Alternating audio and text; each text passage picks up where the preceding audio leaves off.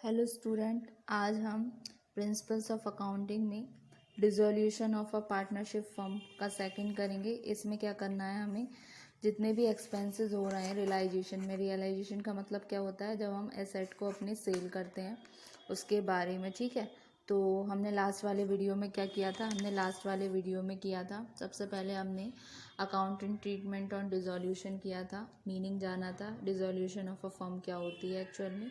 फिर उसके रिगार्डिंग हम एक ओपन करते थे रियलाइजेशन अकाउंट, उसके बारे में जानना था। रियलाइजेशन अकाउंट क्या होता है, नॉमिनल अकाउंट होता है। फिर उसको प्रिपेयर कैसे करते हैं, जिसमें आपकी कंडीशंस आ रही थी जब एसेट जो होते हैं बैलेंस शीट पे वो ट्रांसफ़र होते हैं रियलाइजेशन अकाउंट के, तो किस में होते हैं, डेबिट साइड में। जैसे इसका एक मैंने एग्जांपल भी दिया था, इस तरीके से आपको बैलेंस शीट दे रखी होगी। जैसे छोटा सा एग्जांपल मैं लिया था, इस साइड लाइबिलिटीज है, इस साइड एसेट्स है, तो उसकी क्रॉस चलेंगी रियलाइजेशन में। जैसे यहाँ पर लाइबिलिटी है, जब इसकी डेबिट साइड, तो ये रियलाइजेशन अकाउंट की क्रेडिट साइड आएगी। जब एसेट्स दे रखे हैं यहाँ पर क्रेडिट साइड, तो ये रियलाइजेशन अकाउंट के डेबिट साइड आएंगे। सिंपल सा फंडा था।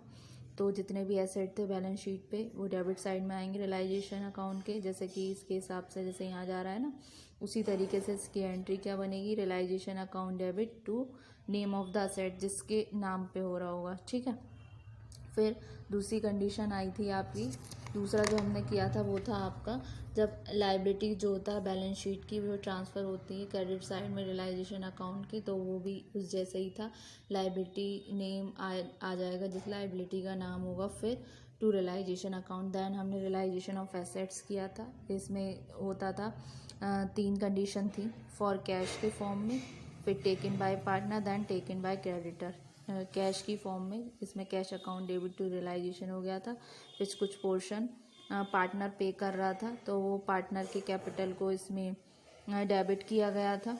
ठीक है, फिर कुछ टेकन बाय क्रेडिटर, जिसमें कोई क्रेडिटर ले लेता है कुछ पोर्शन, जैसे कि 20,000 रुपये हैं, फिर क्रेडिटर हमसे उसके बदले एसेट्स ले लेता है। तो उस कंडीशन में क्या है, एसेट्स का जितना लिया उसकी कीमत वैल्यू की गई, फिर उसका कुछ पोर्शन बचा तो उसको कैश की फॉर्म में दे दिया, तो उस रिगार्डिंग कोई एंट्री नहीं होनी थी। ठीक है, फिर हमने क्या किया था जो सेटलमेंट था लाइबिलिटी का, अगर पार्टनर पे करता है तब। फिर अब वहाँ आते हैं डिसोल्यूशन पे, पार्टनरशिप फर्म के एक्सपेंसेस ऑन रियलाइजेशन। इसमें क्या था, एक्सपेंसेस जो थे रियलाइजेशन के पे जो होते हैं, जैसे रियलाइजेशन क्या है, हम कुछ किसी को सेल कर रहे हैं एसेट को, तो जितने भी एक्सपेंसेस होते हैं जो एंटायर प्रोसेस में आते हैं डिसोल्यूशन ऑफ फर्म के अकर होते हैं, तो उनको क्या ट्रीट किया जाता है, उनको ट्रीट किया जाता है फर्म के एक्सपेंसेस। तो ये जितने भी एक्सपेंसेस होते हैं ये कौन पे करता है और किसको पे किए जाने चाहिए, जो पार्टनरशिप फर्म होती है, क्योंकि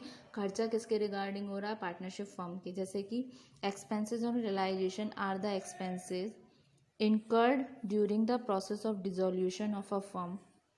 These are firm expenses, so it should be paid by the firm. लेकिन कभी कभी क्या होता है, जो एक्सपेंसेस होते हैं वो ट्रीटेड किए जाते हैं डिफरेंटली ड्यू टू चेंजेस। इस कंडीशन में आपकी थर्ड कंडीशन आती है। ठीक है, इसमें फर्स्ट आती है जब पेड बाय द फर्म, जो अब उन खर्चों को कौन पेड करती है, फर्म पेड करती है, सीधा सा सिंपल।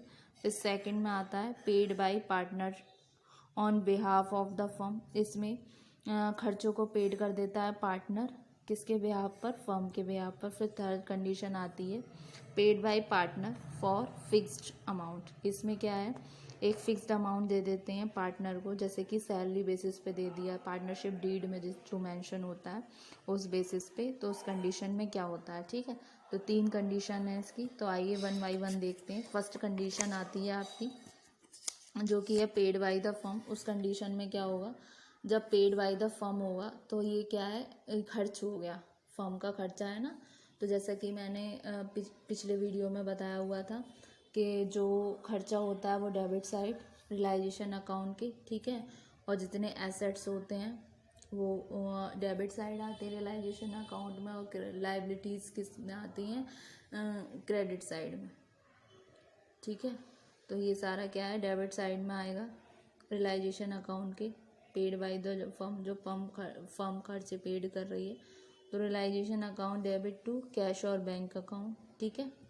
फिर paid by partner on behalf of the firm, ये सेकंड केस आ गया जब पेड हो रहा है पार्टनर के द्वारा on behalf of the firm, तो ये किधर आएगी, ये भी डेबिट साइड में आएगी रियलाइजेशन अकाउंट में, क्योंकि अभी तो पार्टनर पे कर रहा है लेकिन देना तो है ना फर्म को उसको पैसा, तो इसमें क्या होगा, realisation account debit to partners capital account. मान लीजिए पार्टनर ए है तो इस कंडीशन में क्या हो जाएगा, realisation account debit to A's capital account, ठीक है, क्रेडिट कर देंगे एज के कैपिटल को। फिर थर्ड कंडीशन आती है आपकी paid by partner for fixed amount, जैसे फॉर एग्जांपल हमने 20,000 अमाउंट फिक्स कर दी कि हम पार्टनर को पेड करेंगे, तो इस कंडीशन में क्या हो गया, ये एक सैलरी बेसिस पे हो गई, तो इसमें आपकी दो कंडीशन आती हैं। फर्स्ट आती है payable to the partner, second आती है paid by the firm on behalf of partner. तो आइए पहले फर्स्ट कंडीशन समझते हैं। फर्स्ट कंडीशन में क्या है, payable to the partner, partner को पे कर रहे हैं, तो इस कंडीशन में क्या एंट्री बनेगी आपकी, सिंपल सी एंट्री बनेगी रियलाइजेशन अकाउंट डेबिट, ठीक है, और इसमें कौन पेड कर रहा है आपका, पार्टनर पे कर रहा है, जैसे कि इस वाली एंट्री में था, ये इस जैसी एंट्री है पेबल टू पार्टनर, यानी कि जो पार्टनर पे कर रहा है ना on behalf of a firm, उसी की जैसी एंट्री है ये भी। तो realisation account debit to B's capital account, तो इसमें क्या हुआ, जो 20,000 रुपीज़ जो दे रखे हैं जैसे सैलरी बेसिस पे, क्वेश्चन में आपको गिवन होगा, जस्ट अमाउंट पुट कर देनी 20,000, ठीक है। अब सेकंड कंडीशन आती है, सेकंड कंडीशन क्या है, paid by the firm on the behalf of partner, मतलब ये खर्चे हैं जो पेड कर रहा है फर्म किसके बिहाफ पर, पार्टनर के। इसमें एंट्री जो करेंगे उसमें क्या है, इसमें डेबिट करेंगे हम कैपिटल को जिस पार्टनर के बिहाफ पर फर्म पेड कर रही है, तो इसमें डेबिट क्या होगा, 20 कैपिटल अकाउंट, ठीक है। तो 20 या फिर ए का है कैपिटल या सी का है, जो भी है XYZ, तो 20 capital account debit to cash या फिर आपका बैंक, ठीक है। तो इस कंडीशन में जो बी का कैपिटल है ये इस वाली अमाउंट को नहीं लिखेंगे जो मैंने शो की है 20,000, क्योंकि ये क्या है, सैलरी बेसिस पे है। ये इसमें क्या हो सकता है, आपके जो भी एक्सपेंसेस हैं वो 18,000 भी हो सकते हैं, 50,000 भी हो सकते हैं। तो क्या आएगा यहाँ 18,000, यहाँ 18,000, अगर 50,000 हुआ यहाँ 50,000, यहाँ पर 50,000, ठीक है। तो ये इस वाली एंट्री की जस्ट ऑपोजिट है, ठीक है। इसमें behalf of the firm paid कर रहा था पार्टनर, इसमें क्या कर रहा है, फर्म पेड कर रही है बिहाफ ऑफ पार्टनर, ठीक है। तो ये थी इसकी एंट्री। और रियलाइजेशन अकाउंट जैसे कि मैंने पिछले वाले वीडियो में भी आपको बताया हुआ है कैसे बनता है, एक बार मैं आपको दिखा देती हूँ कैसे बना हुआ है। सिंपल सा है, ये डेबिट साइड में आपके सारे एसेट्स आ रहे हैं, क्रेडिट साइड में आपकी सारी लाइबिलिटीज़ आ रही हैं। इसमें लैंड एंड बिल्डिंग हो गया, फर्नीचर हो गया, plant and machinery, stock, debtors, goodwill, फिर कैश, फिर जो पार्टनर पे करेगा कैश की फॉर्म में एक्सपेंसेस वो, फिर sundry creditors, bills payable, provision for doubtful debts, outstanding expenses, bank loan, इसमें एम्प्लॉय का प्रोविडेंट फंड भी आएगा, बाई कैश जो कर रहा है लैंड एंड बिल्डिंग, फर्नीचर, फिर बाई एज कैपिटल स्टॉक, ठीक है। फिर इसका बैलेंस जो बनेगा लॉस या फिर प्रॉफिट, ठीक है। तो होप सो स्टूडेंट आपको आज वाला लेक्चर समझ आया होगा। Thank you very much.